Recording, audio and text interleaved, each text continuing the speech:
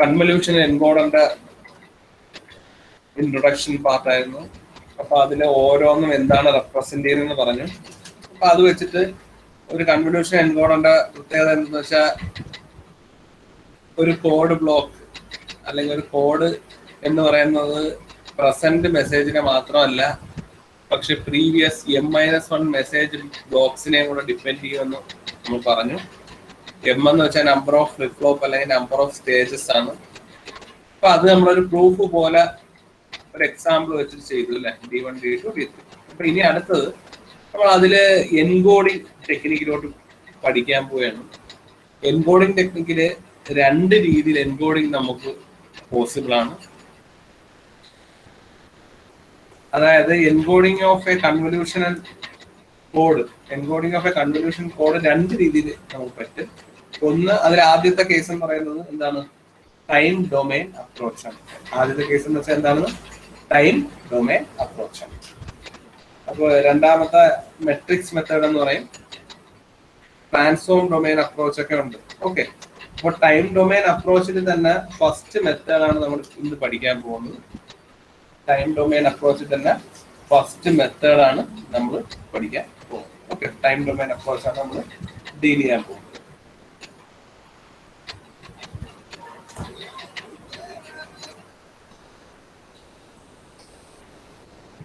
Hello,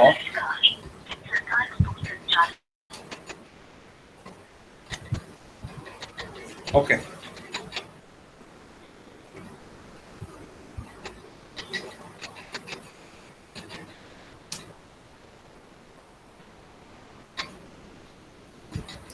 okay, അപ്പൊ encoding of convolution codes using time domain approach ആണ് നമ്മൾ ഇന്ന് ഇവിടെ ഡിസ്കസ് ചെയ്യാൻ പോകുന്നത്. അതിലെ ഫസ്റ്റ് മെത്തേഡാണ് പഠിക്കാൻ പോകുന്നത്. ഓക്കെ, അപ്പോൾ ഒരു കൺവല്യൂഷൻ എൻകോഡർ ഇവിടെ തന്നിട്ടുണ്ട്. ഇതാണ് ആ കൺവല്യൂഷൻ എൻകോഡറിന്റെ ഡയഗ്രാം എന്ന് പറയുന്നത്.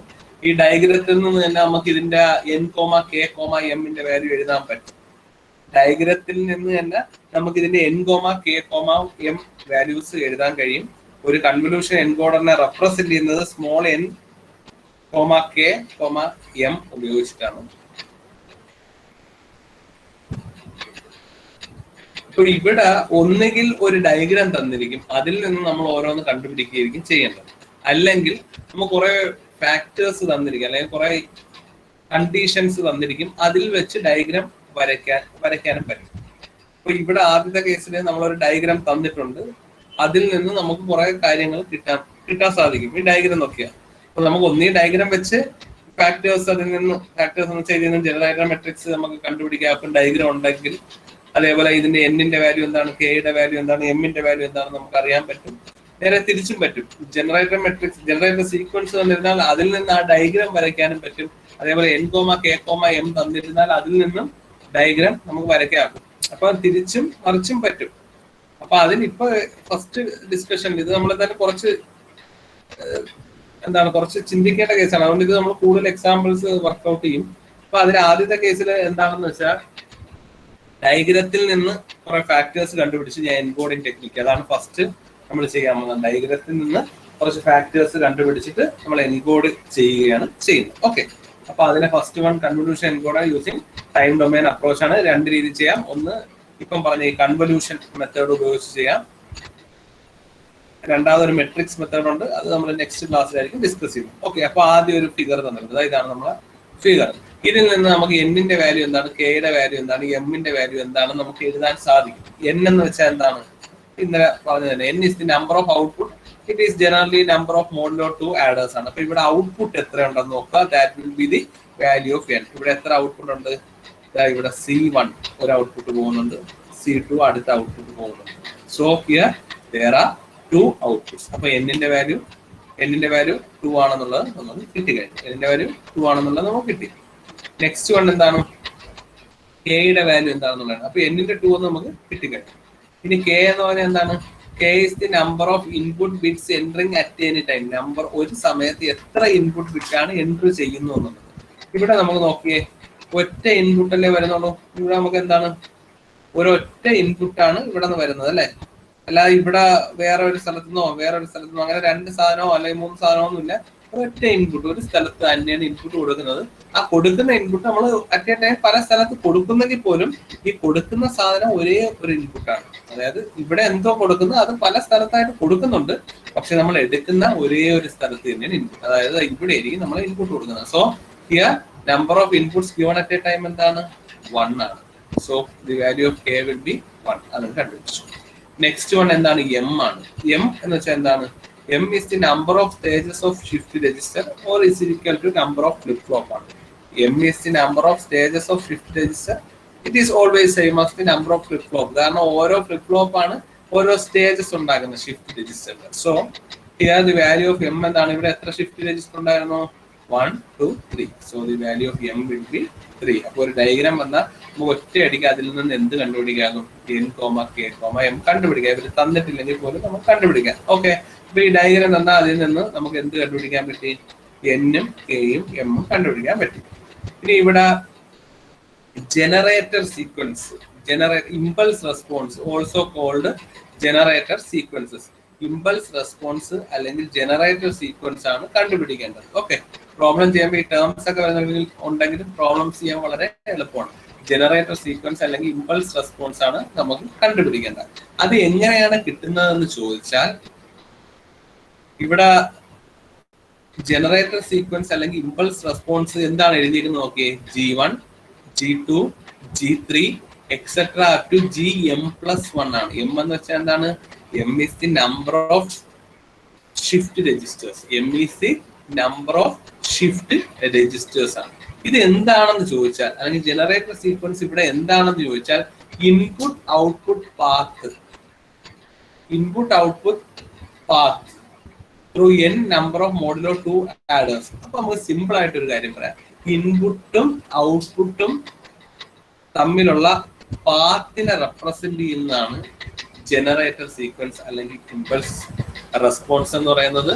അതിന്റെ വാല്യൂ G1, G2, ഈ മേലത്തെ J തൽക്കാലം മറക്കാം, അത് എന്താണെന്ന് ഞാൻ പിന്നെ ഡിസ്കസ് ചെയ്യാം.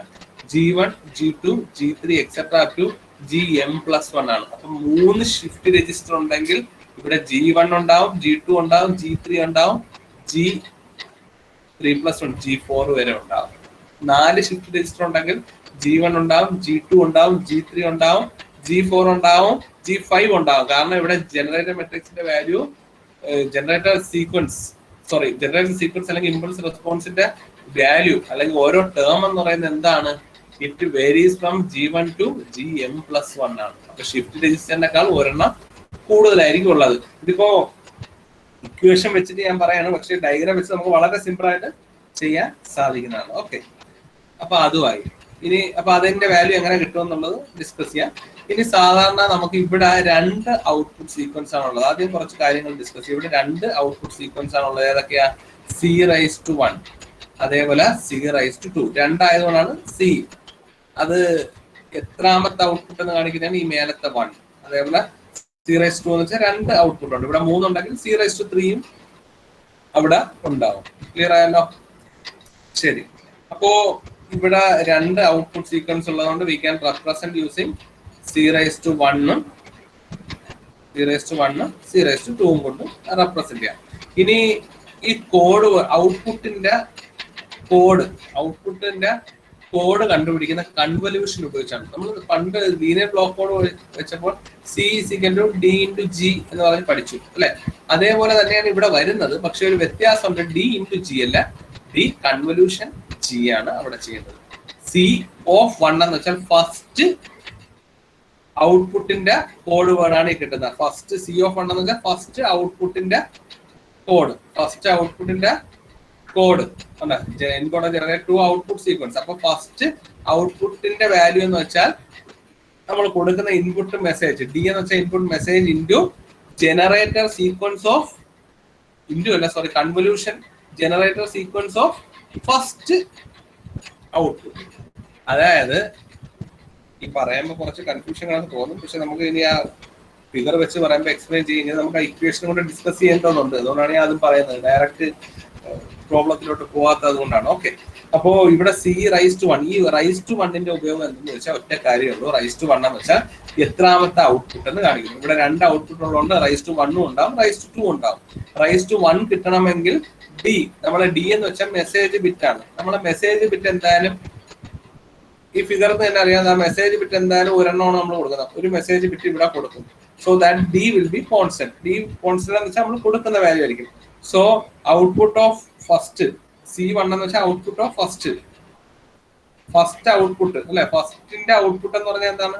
കൊടുക്കുന്ന message D into generator sequence into അല്ല convolution generator sequence of first output. അതേപോലെ കോഡ് ഓഫ് സെക്കൻഡ് എന്താണ്? സെക്കൻഡ് ഔട്ട്പുട്ട് എന്താണ്? കൊടുക്കുന്ന data into generator sequence of നമ്മളെ സെക്കൻഡ് ഔട്ട്പുട്ട്. ആ ജനറേറ്റർ സീക്വൻസ് എങ്ങനെയാണ് കണ്ടുപിടിക്കുന്നത് എന്നുള്ളത് ഞാൻ ഇപ്പം പറയാം, എക്സ്പ്ലെയിൻ ചെയ്യാം. ഒരു ഇക്വേഷനും കൂടെ ഓർക്കുക. ഇതാണ് കൺവല്യൂഷൻ. C(1) = D × G(1). അത് ഡിസ്ക്രീറ്റ് കൺവല്യൂഷൻ വെച്ച് ഡെഫിനിഷൻ കൊടുക്കുമ്പോൾ നമുക്ക് കിട്ടുന്ന ഇക്വേഷൻ ഇതാണ്.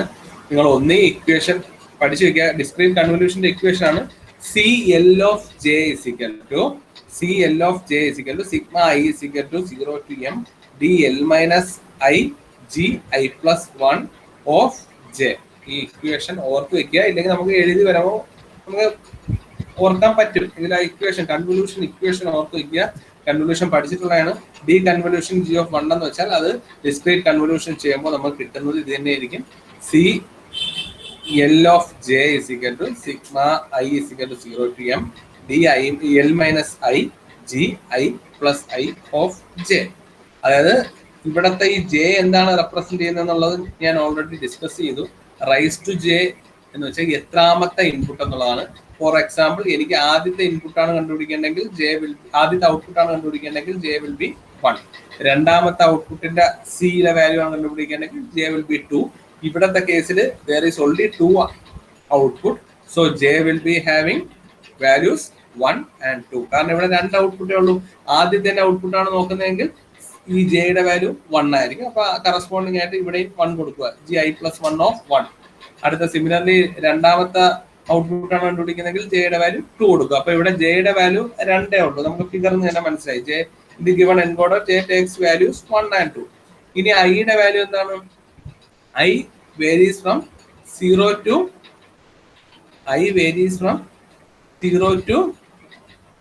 m = 3. I varies from 0 to m. ഐയുടെ വാല്യൂ 0 to m. അത് ആ ഇക്വേഷനിൽ തന്നെ ഉണ്ട്. I varies from 0 to m ആണ്. എന്നിട്ട് ഇക്വേഷൻ ഓർക്കുക, dl-i(gi+1) റൈസ് ടു j. അപ്പൊ j എന്താണെന്ന് മനസ്സിലായി. 2 ഔട്ട്പുട്ട് ആയതുകൊണ്ട് ജെയുടെ വാല്യൂ 1 to 2 വരും. ജെയുടെ വാല്യൂ 1 to 2 വരും. ഐയുടെ വാല്യൂ 0 to m ആണെന്ന് നമുക്കറിയാം. m എന്ന് വെച്ചാൽ എന്താണെന്ന് അറിയാം. എന്താണ്? നമ്പർ ഓഫ് ഷിഫ്റ്റ് രജിസ്റ്റേഴ്സ് ആണ് m. അപ്പൊ ഇവിടത്തെ കേസിൽ m എന്താണ്? ഇവിടത്തെ കേസിൽ ഷിഫ്റ്റ് രജിസ്റ്ററിന്റെ എണ്ണം 3 ആണ് അല്ലെ. ഇവിടത്തെ കേസിൽ ഷിഫ്റ്റ് രജിസ്റ്ററിന്റെ എണ്ണം 3 ആണ്. So the value of m will be equal to 3. അപ്പൊ ഇക്വേഷൻ പഠിച്ചാൽ അതാണ് എളുപ്പം. പക്ഷെ നമുക്ക് അല്ലാതെയും ഒരു ഫ്ലോയിൽ ചെയ്ത് പോകാൻ പറ്റും. ഓക്കെ, അപ്പോൾ ഇക്വേഷൻ പഠിക്കുക. എക്സാമിന് ഇക്വേഷൻ കൂടെ ഇമ്പോർട്ടന്റ് ആണ്. അപ്പൊ കൺവല്യൂഷന്റെ ഇക്വേഷൻ എല്ലാവരും പഠിച്ച് വെക്കുക. അപ്പൊ ഇതില് ജെയുടെ വാല്യൂ പറഞ്ഞു. ഈ എല്ലിന്റെ വാല്യൂ ആണ് നമുക്ക് അറിയേണ്ടത്. എല്ലിന്റെ വാല്യൂ ആണ് അടുത്ത കണ്ടുപിടിക്കേണ്ടത്. അപ്പൊ ഞാൻ എല്ലും കൂടെ പറഞ്ഞിട്ട് ബാക്കിയുള്ളവരോട്ട് പോവാം. അപ്പോ അതിനു മുമ്പ് എല്ലാം അറിയണമെങ്കിൽ ആദ്യം നമ്മൾ ഇൻപുട്ട് മെസ്സേജ് ബിറ്റ് എത്രയെന്ന് അറിയണം. അപ്പൊ ഇൻപുട്ട് മെസ്സേജ് ഇതാണ് തരുന്നതെന്ന് വെക്കുക, 10111. ഇതാണ് നമ്മളെ ഇൻപുട്ട് മെസ്സേജ് എന്ന് പറയുന്നത്. അപ്പൊ ഇവിടെ എല്ലിന്റെ വേരിയേഷൻ ആണ് എനിക്ക് അറിയേണ്ടത്. കാരണം ഇവിടെ നോക്കിയ ഇക്വേഷൻ നോക്കി നമുക്കൊരു കോമൺ സെൻസ് വെച്ച് മനസ്സിലാക്കാൻ പറ്റും. എന്താണ് ഇവിടെ CL(J) ആണ്. അപ്പൊ ഫസ്റ്റ് ഇൻപുട്ട് ആണെങ്കിൽ എന്താണ്? CL(First input). അപ്പൊ ഇതിൽ എല്ലിന്റെ വാല്യൂ 1 ആകുമ്പോൾ ആദ്യത്തെ ബിറ്റ്, എല്ലിന്റെ വാല്യൂ 2 ആകുമ്പോൾ രണ്ടാമത്തെ ബിറ്റ്, എല്ലിന്റെ വാല്യൂ 3 ആകുമ്പോൾ മൂന്നാമത്തെ ബിറ്റ്. അങ്ങനെ എത്ര ബിറ്റ് ഇവിടെ ഫോം ചെയ്യും? ഇപ്പോ ഈ ഫിഗർ നോക്കുക. ഈ ഫിഗറിൽ കുറെ കൺസെപ്റ്റ് ഉള്ള സാധനമാണ്, അതുകൊണ്ട് വളരെ ശ്രദ്ധിച്ചിരിക്കുക. ഈ ഫിഗറിൽ C(1) എത്ര ബിറ്റ് പ്രൊഡ്യൂസ് ചെയ്യും നമുക്ക് ജസ്റ്റ് ഒന്ന് കോമൺ സെൻസ് വെച്ച് നോക്കാം. കാര്യം എല്ലാം നമ്മളിങ്ങനെ ബൈഹാർട്ട് ചെയ്ത് പോയാൽ കൺഫ്യൂഷൻ ഉണ്ടാവും. സി ഓഫ് 1, അതായത് ഈ ഔട്ട്പുട്ട് എത്ര ബിറ്റ്സ് ഈ ഔട്ട്പുട്ടിന് ഉണ്ടാവും എന്നുള്ളത് നോക്കാം. ഈ ഔട്ട്പുട്ടിന് എത്ര ബിറ്റ് പ്രൊഡ്യൂസ് ചെയ്യും, കാരണം അതായിരിക്കുമല്ലോ നമ്മളെ ഈ എല്ലിന്റെ വേരിയേഷൻ എന്ന് പറയുന്നത്. അതായത് ഈ എൽ എന്ന് പറയുന്നത് എത്ര ബിറ്റാണ് ഒരു ഔട്ട്പുട്ട് പ്രൊഡ്യൂസ് ചെയ്യുന്നത് നോക്കാം ആണല്ലോ. അപ്പൊ അത് ഓർക്കാൻ വേണ്ടി എളുപ്പത്തിന് ഒന്നി നമുക്ക് ബൈഹാർട്ട് ചെയ്ത് പഠിക്കാം. എന്താണ് 1 to L plus M വരെയാണ് പ്രൊഡ്യൂസ് ചെയ്യുന്നത്. 1 to L plus M വരെയാണ് പ്രൊഡ്യൂസ് ചെയ്യുന്നത് ബൈഹാർട്ട് ചെയ്ത് പഠിക്കാം. അല്ലെങ്കിൽ എന്ത് ചെയ്യാം, അതൊരു നമ്മൾ ലോജിക് വെച്ച് ചിന്തിച്ചാൽ നമുക്കറിയാം. ഇവിടെ നമ്മളൊരു മെസ്സേജ് കൊടുക്കുന്നു. ഇവിടുത്തെ 10111 ആണ്. എത്ര ലെങ്ത്? 5. അപ്പോ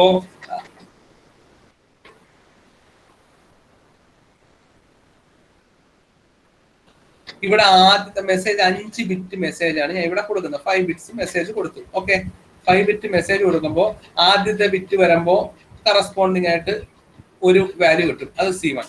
രണ്ടാമത്തെ ബിറ്റ് കൊടുക്കുമ്പോൾ കറസ്പോണ്ടിങ് ഒരു വാല്യൂ കിട്ടും, C2 കിട്ടും. മൂന്നാമത്തെ ബിറ്റ്, കാര്യം 5 ബിറ്റാണ് നമ്മൾ മെസ്സേജ് കൊടുക്കുന്നത്. അപ്പൊ നമുക്ക് കറസ്പോണ്ടിങ് എത്ര ഔട്ട്പുട്ട് പ്രൊഡ്യൂസ് ചെയ്യുന്നുള്ളതാണ്, ഔട്ട്പുട്ടിൽ എത്ര ബിറ്റ് ഉണ്ടാവും എന്നുള്ളതാണ്. അപ്പോൾ മെസ്സേജിന് 5 ബിറ്റ് ആണല്ലോ.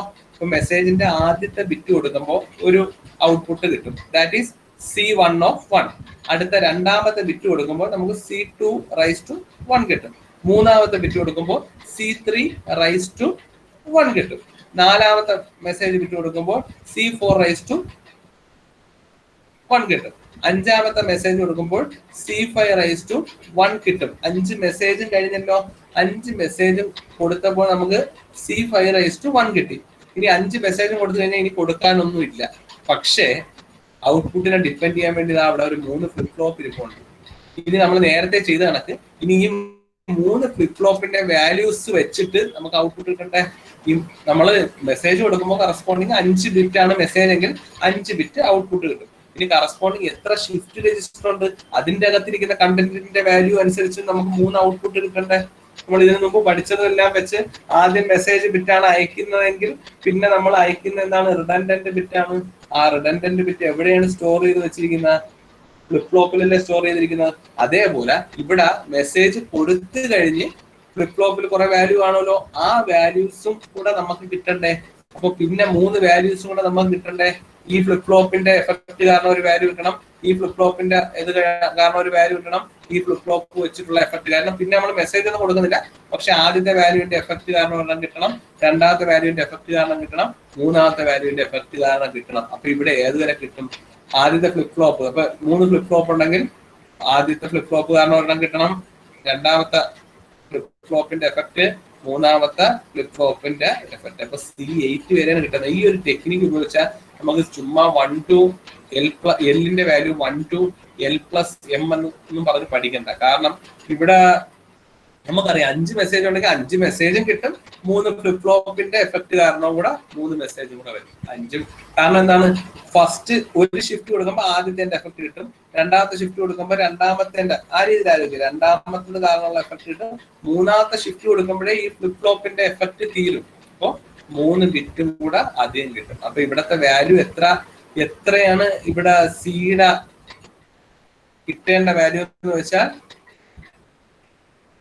ഇവിടെ എല്ലിന്റെ വാല്യൂ എത്രയാണെന്ന് ചോദിച്ചാൽ നമുക്ക് ഉറപ്പിക്കാൻ എന്താണ്, ആദ്യം മെസ്സേജിന്റെ അല്ലെ എല്ലിന്റെ വാല്യൂ. അപ്പൊ ഞാൻ എല്ലിന്റെ വാല്യൂ എഴുതണം. എല്ലിന്റെ വാല്യൂ എത്രയാണെന്ന് ചോദിച്ചാൽ ആദ്യം മെസ്സേജിന്റെ ലെങ്ത് എത്രയെന്ന് നോക്കാം. മെസ്സേജിന്റെ ലെങ്ത് ആണ് ക്യാപിറ്റൽ എൽ എന്ന് നമ്മൾ പഠിച്ചിട്ടുണ്ട് അല്ലെ. മെസ്സേജിന്റെ ലെങ്ത് ആണ് ക്യാപിറ്റൽ എൽ എന്ന് നമുക്കറിയാം. വേറെ L is the length of the message bit, നമ്മൾ ഓൾറെഡി പഠിച്ചതാണ്, അതാ എഴുതിയിട്ടുണ്ടല്ലോ. L is the number of bits in the message sequence. Bits in the message sequence. അപ്പോ നമുക്ക് സിയുടെ എല്ലിന്റെ വാല്യൂ എത്രയെന്ന് ചോദിച്ചാൽ മെസ്സേജ് സീക്വൻസിന്റെ ലെങ്തും കൂടാതെ എന്താണ് ഫ്ലിപ്പ് ഫ്ലോപ്പ് എത്രയുണ്ട് അത്രയും വാല്യൂ കൂടെ കിട്ടും. അതായത് ഇവിടത്തെ കേസിൽ മെസ്സേജിന്റെ വാല്യൂ ആയ 5ഉം പ്ലസ് ഇവിടെ എത്ര ഫ്ലിപ്പ് ഫ്ലോപ്പ് ഉണ്ടായിരുന്നു, 3 ഫ്ലിപ്പ് ഫ്ലോപ്പ് ഉണ്ടായിരുന്നു. 3 ഫ്ലിപ്പ് ഫ്ലോപ്പ് ഉള്ളതുകൊണ്ട് 3 വാല്യൂ കൂടെ കിട്ടും. അങ്ങനെ സിയുടെ വാല്യൂ മൊത്തം എത്രയാണ് കിട്ടിയത്, 8 വാല്യൂ ആണ് നമുക്ക് മൊത്തം കിട്ടിയത് അല്ലെ. അത് നമ്മൾ നേരത്തെ എടുത്തപ്പോൾ C1 C2 C3 etc to C8.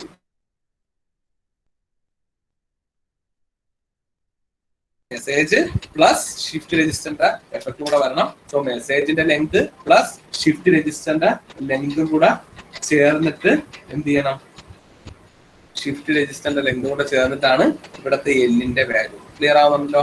അപ്പോ ഒന്നുകിൽ L varies from 1 to L plus M എന്ന് പറഞ്ഞ് വെക്കുക. പക്ഷെ അങ്ങനെ കൺഫ്യൂഷൻ ഉണ്ടാവരുത്. കാര്യം നമ്മൾ എപ്പോഴും ആ ലോജിക്കലി ചിന്തിച്ചാൽ നമുക്ക് കൺഫ്യൂഷൻ ഉണ്ടാവില്ല ബൈ ഹാർട്ട് ചെയ്യുന്നതിനേക്കാൾ. ഇവിടെ എല്ലിന്റെ വാല്യൂ എത്ര? ഔട്ട്പുട്ട്, ഒരു ഔട്ട്പുട്ട് എത്ര ബിറ്റ് പ്രൊഡ്യൂസ് ചെയ്യും? ഓരോ മെസ്സേജിനും ഓരോ ബിറ്റ് പ്രൊഡ്യൂസ് ചെയ്യും. ശരി, അപ്പൊ ഇവിടെ 5 മെസ്സേജ് ആണുള്ളത്. എല്ലിന്റെ വാല്യൂ 5 ആണെങ്കിൽ 5 എണ്ണം ആദ്യം പ്രൊഡ്യൂസ് ചെയ്തു. അപ്പൊ പിന്നെ ഷിഫ്റ്റ് രജിസ്റ്റർ 3 എണ്ണം ഉണ്ട്. അപ്പൊ അതിന്റെ എഫക്ട് കൂടെ വരണ്ടേ? അപ്പൊ 5 പ്ലസ് 3 ഷിഫ്റ്റ് രജിസ്റ്റർ, സോ 8 ഉണ്ടാവും. In general equation, we can say that if there are L is the length of the message sequence, then the total output will be L plus number of shift register M. So the value of small l varies from capital from 1 to capital L plus M. അപ്പൊ C1 തൊട്ട് C8 വരെ depend ചെയ്യും. Clear ആയല്ലോ? അതാണ് ഇവിടെ അവർ പറഞ്ഞിട്ടുള്ളത്. അപ്പോ ഇവിടെ ഡയറക്റ്റ് പറഞ്ഞിരിക്കുന്നത്, നമ്മൾ ചുമ്മാ പറഞ്ഞ കൺഫ്യൂഷൻ ഉണ്ടാവും. അപ്പൊ എല്ലിന്റെ ഇക്വേഷൻ എന്താണ്? L varies from 1 to L plus M ആണ് ഇൻ ജനറൽ. അത് നമ്മൾ ബൈ ഹാർട്ട് ചെയ്യണ്ട, നമുക്ക് കോമൺ സെൻസ് വെച്ച് കണ്ടുപിടിക്കാവുന്നതേ. ക്ലിയർ ആയല്ലോ? ശരി, ഇനി നമുക്ക് അടുത്ത എന്താണ് ഇവിടെ കണ്ടുപിടിക്കേണ്ടത്? മെസ്സേജ് തന്നു, ഇക്വേഷൻ അറിയാം അല്ലെ? ഏതാണ്? ഇക്വേഷനും കിട്ടി. അപ്പൊ ഇവിടെ എല്ലായി എൽ എന്താണ് വാല്യൂ? എല്ലിന്റെ വാല്യൂ മനസ്സിലായി, ഐയുടെ വാല്യൂ മനസ്സിലായി, ഡി തന്നിട്ടുണ്ട് അല്ലെ? ഡി തന്നിട്ടുണ്ടെന്ന് വെച്ചാൽ നമ്മളെ മെസ്സേജ് അവർ തന്നിട്ടുണ്ട്. എന്താണ്? D1, D2, D3, D4, D5. D1, D2, D3, D4, D5 തന്നിട്ടുണ്ട്. ഓക്കെ, ഇനി അടുത്ത നമ്മൾ ഈ മെസ്സേജ് ഈ ഇക്വേഷൻ എക്സ്പാൻഡ് ചെയ്യുമ്പോൾ അവിടെ എന്തുണ്ട്? നമുക്ക് ആദ്യം അല്ലെ എല്ലിന്റെ വാല്യൂ ആദ്യം 0 കൊടുത്ത് നോക്കാം. അപ്പൊ എല്ലിന്റെ വാല്യൂ 0 ആകുമ്പോ,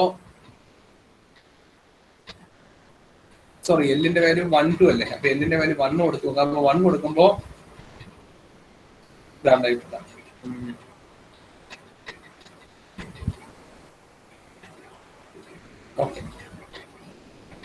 ഓക്കെ, ആദ്യം ഇതൊന്ന് എക്സ്പാൻഡ് ചെയ്യാം. ഓക്കെ, എക്സ്പാൻഡ് ചെയ്യുമ്പോൾ ഇവിടെ CL(1) എക്സ്പാൻഡ് ചെയ്തിട്ട് നമുക്ക് സബ്സ്റ്റിറ്റ്യൂട്ട് ചെയ്യാം. അപ്പൊ എക്സ്പാൻഡ് ചെയ്യുമ്പോൾ ഇവിടെ ആദ്യം ഐക്ക് എന്ത് കിട്ടും? ഐക്ക് ഐയുടെ വാല്യൂ 0. അപ്പൊ എന്താവും? DL - 0. അപ്പൊ DL G 0 + 1 = G1 of 1 plus അടുത്ത എന്ത് കിട്ടും? GL - 1 അല്ലെ? ഐയുടെ വാല്യൂ അടുത്ത 1 ആവും. ഈ സമ്മേഷൻ എങ്ങനെയാണ് ചെയ്യേണ്ടതെന്ന് അറിയാമല്ലോ? ആ രീതിയിൽ തന്നെയാണ് പോകേണ്ടത്. ഓരോ ടേംസും എടുത്ത് ആഡ് ചെയ്ത് പോവുക. അപ്പോ ഐയുടെ വാല്യൂ ആദ്യം 0, അപ്പൊ DL G1 അടുത്ത ഐയുടെ വാല്യൂ 1 ആവും. Plus DL - I G2 plus GL - 2 G3 plus DL - 3 G4 ഇതുവരെ കണ്ടുപിടിക്കേ ഉള്ളൂ. കാരണം എന്താണ്? ഐയുടെ വാല്യൂ വേരീസ് ഫ്രം 0 to ഇവിടെ 3 വന്ന എങ്ങനെയാണെന്ന് അറിയാലോ? 0 to M ആണ് അല്ലെ? ഐയുടെ value varies from 0 to M ആണ്. ഇനി ഇവിടെ നമുക്ക് D1 അറിയാം, ഇനി D1 അറിയാം, D2 അറിയാം, D3 അറിയാം. എല്ലിന് നമ്മൾ വാല്യൂ സബ്സ്റ്റിറ്റ്യൂട്ട് ചെയ്യുന്നതനുസരിച്ച് നമുക്ക് എല്ലാം അറിയാൻ സാധിക്കും. ഇനി നമുക്ക് ഇവിടെ കിട്ടേണ്ട ഒരു കാര്യവും കൂടിയാണ് ഉള്ളത്. എന്താണ്? ജിയുടെ വാല്യൂ എങ്ങനെ കണ്ടുപിടിക്കുന്നത്? ജനറേറ്റർ സീക്വൻസിന്റെ വാല്യൂ എങ്ങനെ കണ്ടുപിടിക്കുന്നത്? ജനറേറ്റർ സീക്വൻസ് നമുക്ക് മനസ്സിലായി. It varies from G1 raised to generator sequence varies from G1 raised to G1 raised to 1 first output പറയാണ് G1 raised to 1 G2 raised to 1 G3 raised to 1 etc up to Gm plus 1 raised to 1. ഇവിടെ m ന്റെ value 3 ആണ്. Number of shift register is equal to 3. So G4 വരെ ഇവിടെ ഉണ്ട്. G4 വരെ ഉണ്ട്. ഇനി G1 G2 G3 G4 of both inputs both output നമ്മൾ കണ്ടുപിടിക്കണം. അതെങ്ങനെയാണ് കണ്ടുപിടിക്കുന്നതെന്ന് നമുക്ക് നോക്കാം ഈ ഫിഗറിൽ നിന്ന്. അപ്പൊ ആദ്യത്തെ ഔട്ട്പുട്ട്, ആദ്യത്തെ ഇൻട്രൊഡക്ഷൻ ആണ് കുറച്ച് ബുദ്ധിമുട്ടുണ്ടാവുന്നത്. പിന്നെ സിമ്പിൾ ആയിട്ട് പോകും കേട്ടോ. കാര്യം ഓരോ ടേംസും പുതിയതായതുകൊണ്ടുള്ള ഇതാണ്. ശ്രദ്ധിച്ചിരിക്കുക. ഡൗട്ടുള്ളവർ വീണ്ടും വീണ്ടും റിപ്പീറ്റ് ചെയ്ത് വീഡിയോ കേൾക്കുക കേട്ടോ. അപ്പോ ജനറേറ്റർ സീക്വൻസ് എങ്ങനെ വരും എന്നുള്ളതാണ് ജനറേറ്റർ സീക്വൻസ്. അപ്പൊ ആദ്യത്തെ ഔട്ട്പുട്ട് ഞാൻ കൺസിഡർ ചെയ്യുന്നു. അപ്പൊ ഡയറക്റ്റ് ആയിട്ട് നമുക്ക് ജനറേറ്റർ സീക്വൻസ് G1 ആണ് മൊത്തത്തിൽ റെപ്രസെന്റ് ചെയ്യുന്നത്. G1 കാര്യം എന്താണ്? ആദ്യത്തെ ജനറേറ്റർ സീക്വൻസ്. ആദ്യത്തെ ജനറേറ്റർ സീക്വൻസിന്റെ എത്ര വാല്യൂസ് ഉണ്ടെന്ന് വെച്ചാൽ നമുക്കറിയാം. G1 പിന്നെ എന്താണ്? G2 G3 ഈ മേലത്തെ 1 എന്താണ്? ഫസ്റ്റ് ഔട്ട്പുട്ട് എന്ന് കാണിക്കുന്നതാണ്. എക്സെട്രാ ടു ജനറേറ്റർ മാട്രിക്സിന്റെ ലാസ്റ്റ് ബിറ്റ് എത്രയാണ്? Gm plus 1. ഇവിടെ M 3 ആയിരുന്നു. അപ്പൊ M plus 1 എന്താണ്? 4. G4 raised to 1. യഥാർത്ഥം ഈ ജനറേറ്റർ മെട്രിക്സും 1 to m+1 എന്നൊന്നും പഠിക്കണ്ട. നമുക്ക് ഈ ഐഡിയ കിട്ടി കഴിഞ്ഞാൽ പിന്നെ നമുക്ക് യഥാർത്ഥ ഇക്വേഷൻ പോലും വേണ്ട, നമുക്ക് ഡയറക്റ്റ് ചെയ്യാൻ പറ്റും. ഇവിടെ ഞാൻ അത് എങ്ങനെയാന്നുള്ളത് നോക്കാം. ഓക്കെ, ഇപ്പോ നമ്മൾ ഇൻപുട്ട് കൊടുത്തു. ഇനി ഇൻപുട്ടിൽ നിന്ന് ഉള്ള കണക്ഷൻ ഔട്ട്പുട്ടിലോട്ട്, ഇൻപുട്ടിൽ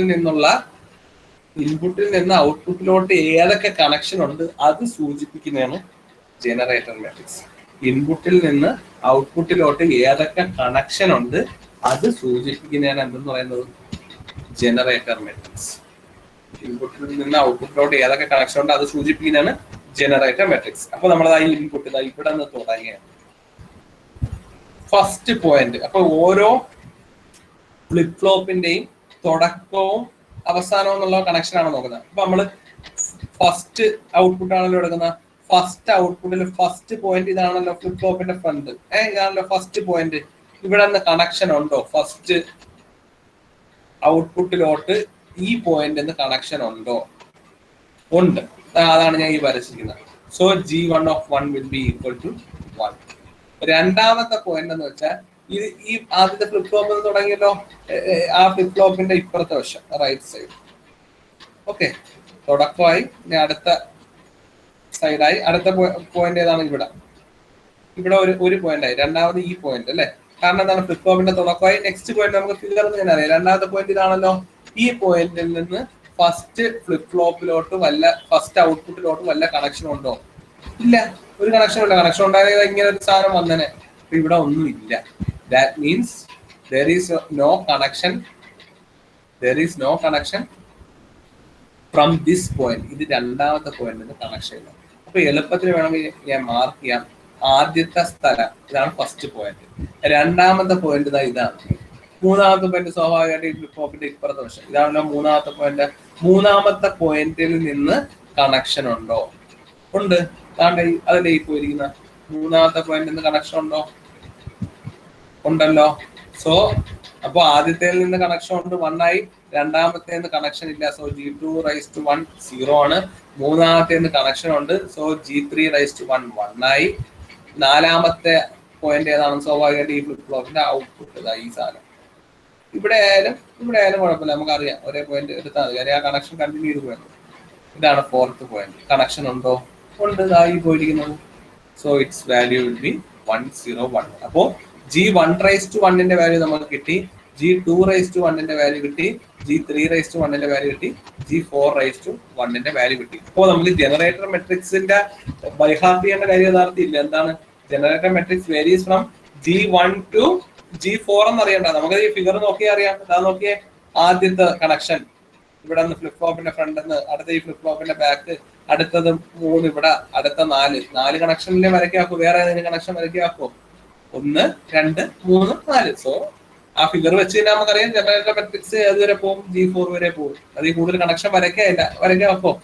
ആദ്യത്തെ ഫ്ലിപ്പ് ഫ്ലോപ്പ് ഏറ്റവും തുടക്കം, അടുത്ത പോയിന്റ് ഇത്, അടുത്ത പോയിന്റ് ഇത്, അടുത്ത പോയിന്റ് ഇത്. ഇനി പോയിന്റ് ഇല്ല. So G varies from 1 to m+1 എന്നറിഞ്ഞില്ലെങ്കിൽ പോലും നമുക്ക് ആ ഫിഗർ വെച്ചിട്ട് തന്നെ, അല്ലെങ്കിൽ നമ്മൾ ഫിഗർ വെച്ച് സുഖമായിട്ട് വരയ്ക്കാം. എന്താണ് the value of generator sequence varies from 1 to 4 എന്നുള്ള കാര്യം നമുക്ക് വരയ്ക്കാൻ. ക്ലിയർ ആയല്ലോ? സിമിലർലി ഞാൻ ഇവിടെ വെച്ച് തന്നെ സെക്കൻഡ് ഔട്ട്പുട്ട് നിങ്ങൾ ട്രൈ ചെയ്യുക. സെക്കൻഡ് ഔട്ട്പുട്ടിന്റെ ജനറേറ്റർ സീക്വൻസ് ഒന്ന് വരച്ചു നോക്കാം പെട്ടെന്ന്. G1 second എന്നറിയിക്കാൻ. G1 ഉണ്ട്, G2 ഉണ്ട്, G1 G2 correct, G3 G4 second output എന്ന് കാണിക്കാം. അതുണ്ടോ നമുക്ക് നോക്കാം. ഓക്കെ, ഫസ്റ്റ് പോയിന്റ് എന്നുണ്ടോ ഔട്ട്പുട്ടിലോട്ട്? ഉണ്ട്. ഇതല്ലേ കണക്ഷൻ പോയിരിക്കുന്നത് ആണല്ലോ, ഫസ്റ്റിലോട്ടുണ്ട്. So it will be 1. Second point എന്നുണ്ടോ? ഉണ്ട്. So it is also 1. Third point എന്നുണ്ടോ? ഉണ്ട്. So it is also 1. Fourth point ഇവിടെ നിന്നുണ്ടോ? ഉണ്ട്. So it is also 1. അപ്പോൾ generator sequence of first output as well as second output നമ്മൾ കണ്ടുപിടിച്ചു. അപ്പൊ എല്ലാ ടേമും ആയി കഴിഞ്ഞു. ഇനി നമ്മൾ ആ ഇക്വേഷനിലോട്ട് സബ്സ്റ്റിറ്റ്യൂട്ട് ചെയ്ത് കൊടുത്താൽ മതി. അതിന്റെ ജനറേറ്റർ സീക്വൻസ് കണ്ടുപിടിച്ചു. ഫസ്റ്റ് നമ്മളിപ്പം കണ്ടുപിടിച്ച അതേ സാധനം തന്നെയാണ് കണ്ടുപിടിച്ചത്. ആദ്യത്തിന്റെ 1 0 1 1 എന്ന് കിട്ടി. നമ്മൾ അതിന്റെ കണ്ടുപിടിച്ചത് 0 1 1. രണ്ടാമത്തതിന്റെ അവരിവിടെ എഴുതിയിട്ടുണ്ടാവും. രണ്ടാമത്തത് 1 1 1 1 അത് നമ്മൾ കിട്ടി. ഇനി നമ്മൾ ആ ഇക്വേഷനിലോട്ട് സബ്സ്റ്റിറ്റ്യൂട്ട് ചെയ്യുക. എന്താണ് ഇക്വേഷനിലോട്ട് സബ്സ്റ്റിറ്റ്യൂട്ട് ചെയ്യുമ്പോൾ? ഇപ്പൊ ഫോർ എക്സാമ്പിൾ CL(1) നമുക്ക് എങ്ങനെ നോക്കാം. CL(1) ഇതിലെ ഫസ്റ്റ് C1(1) കണ്ടുപിടിക്കുക. അപ്പൊ ഇതാണ് ഇക്വേഷൻ എന്ന് മനസ്സിലായല്ലോ. നമുക്ക് ഓരോ മെസ്സേജ് കൊടുക്കാം. ഓക്കെ, അപ്പൊ L1 കൊടുക്കുകയാണ്. L1 കൊടുക്കുമ്പോൾ എന്തായി മാറും നമുക്ക് നോക്കാം. ഓക്കെ, L1 കൊടുക്കുമ്പോൾ എന്ത് കിട്ടും? ഇവിടെ ഈ ഇക്വേഷൻ ആദ്യത്തെ ഇക്വേഷൻ എക്സ്പാൻഡ് ചെയ്താണല്ലോ ഈ ഇക്വേഷൻ. L1 കൊടുക്കുമ്പോൾ എന്തായി മാറും നമുക്ക് നോക്കാം. ജസ്റ്റ് ഞാൻ ഒരെണ്ണം ഇവിടെ എഴുതാം.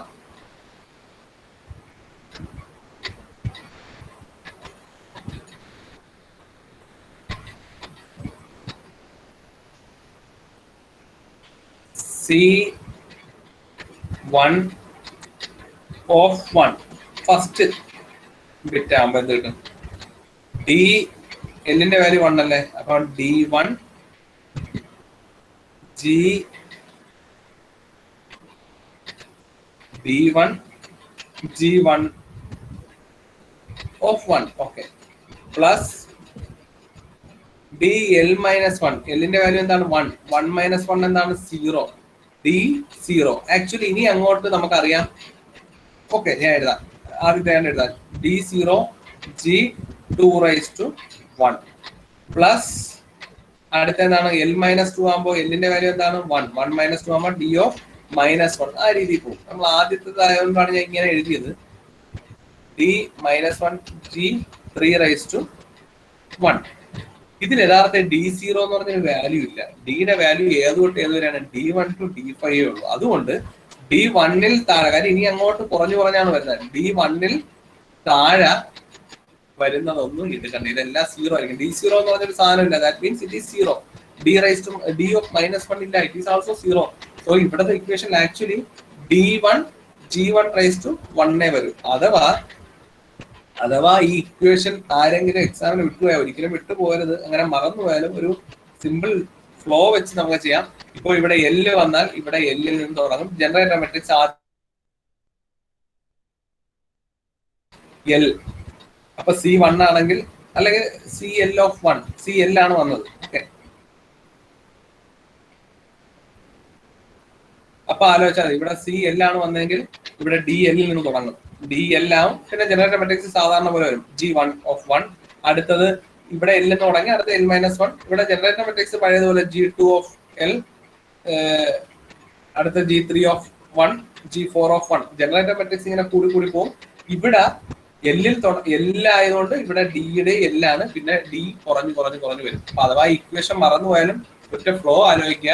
ഇവിടെ L ആകുമ്പോൾ CL ആകുമ്പോൾ ഇവിടെയും DL ആണ്. പക്ഷെ ആ തുടങ്ങുന്ന DL അടുത്ത എന്താവും?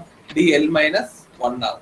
ഇവിടെ C4 ആണെങ്കിൽ ഇവിടെ D4-ൽ നിന്നാണ് സ്റ്റാർട്ട് ചെയ്യുന്നത്. ഇവിടെ Lന്റെ വാല്യൂ 4 ആണെങ്കിൽ C4 ആകുമ്പോൾ D4 സ്റ്റാർട്ട് ചെയ്യും. പക്ഷെ ജനറേറ്റർ മെട്രിക്സ് എപ്പോഴും G1-ൽ നിന്നാണ് സ്റ്റാർട്ട് ചെയ്യുന്നത്. G1(1) പ്ലസ് മറ്റത് D4-1, D3 G2 വരും, D2 G3 വരും, D1 G4 വരും. അടുത്തത് G4 ഇല്ല, D0 ഇല്ല. സോ അടുത്ത ടേം വരത്തില്ല. അങ്ങനെ നമുക്ക് എല്ലാ ടേംസും എഴുതാൻ സാധിക്കും.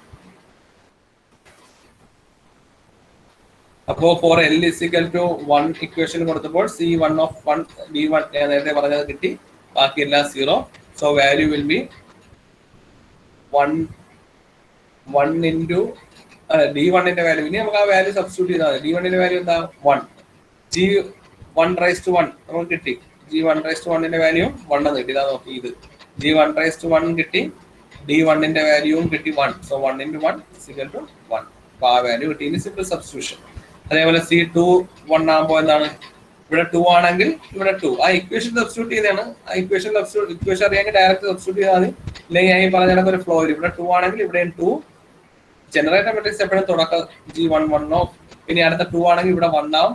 G1 G2(1) പ്ലസ് അടുത്ത D0-ൽ നിന്നാണ് തുടങ്ങുന്നത്. D0 തൊട്ടുള്ള ടേംസ് നമ്മൾ എടുക്കണ്ട.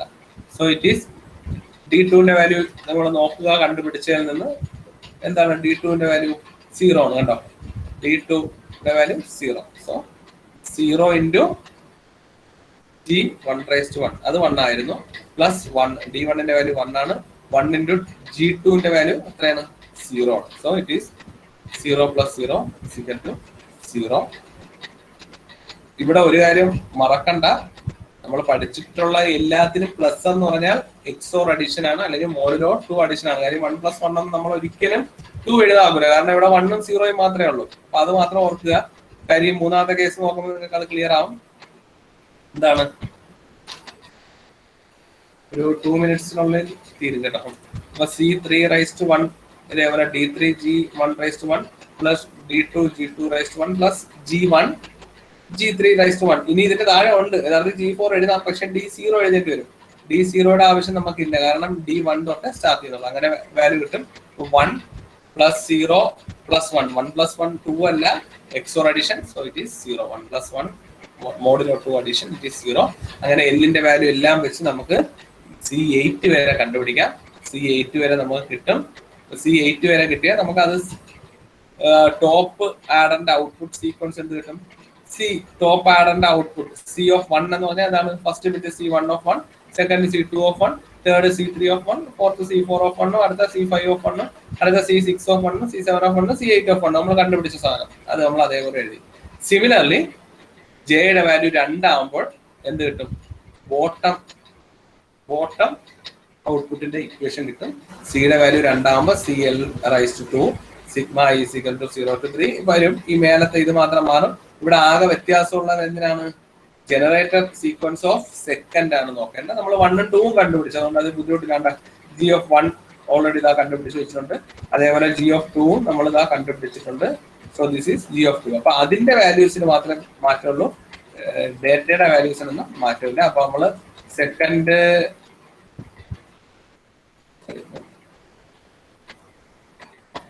സെക്കൻഡിന്റെ ഇതും ഇതേ രീതിയിൽ ഇക്വേഷൻ, ഇനി അത് എക്സ്പ്ലെയിൻ ചെയ്യേണ്ട കാര്യമില്ല.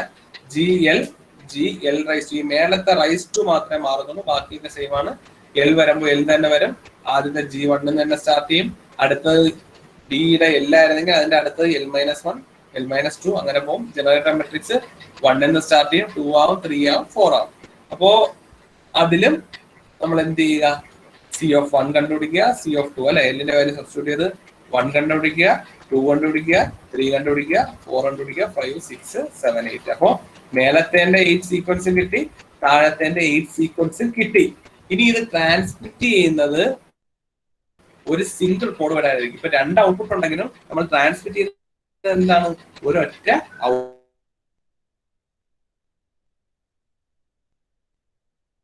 അപ്പൊ അത് വലിയ ബുദ്ധിമുട്ടൊന്നുമില്ല. നമ്മളൊരു കമ്പ്യൂട്ടർ ആയിട്ട് നമ്മൾ ജസ്റ്റ് കയറുന്നു. ഇതാണ് സംഭവം, ഇതാണ് നമ്മളെ കമ്പ്യൂട്ടർ. ഇവിടെ എങ്ങനെ വർക്ക് ചെയ്യുമെന്ന് വെച്ചാൽ,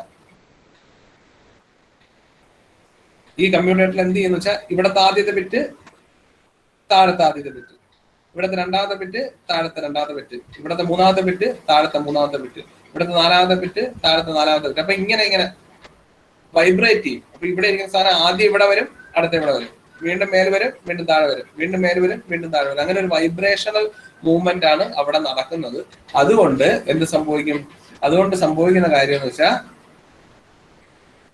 നമുക്ക് എല്ലാം കണ്ടുപിടിച്ചിട്ട് മേലത്തതും കിട്ടി, താഴത്തതും കിട്ടി. അപ്പോ ഇത് എങ്ങനെയാണ് ട്രാൻസ്മിറ്റ് ചെയ്യുന്നത്, എൻകോഡ് ചെയ്ത് എങ്ങനെയാണ് അയക്കുന്നതെന്ന് വെച്ചാൽ, മേലത്തെ ആദ്യത്തത്, താഴത്തെ ആദ്യത്തത്, മേലത്തെ രണ്ടാമത്തത്, താഴത്തെ രണ്ടാമത്തത്, മേലത്തെ മൂന്നാമത്തത്, താഴത്തെ മൂന്നാമത്തത്. ആ രീതിയിലാണ് 1 1 0 1 0 0 0 1. മനസ്സിലായോ? ആദ്യത്തത് 0 1, രണ്ടാമത്തത്, മേലത്തെ മൂന്നാമത്തത്, താഴത്തെ മൂന്നാമത്തത്, മേലത്തെ നാലാമത്തത്, താഴത്തെ നാലാമത്തത്. ആ രീതിയിലായിരിക്കും എൻകോഡ് ചെയ്ത് അയക്കുന്നത്. So this is the output of encoder. Thank you.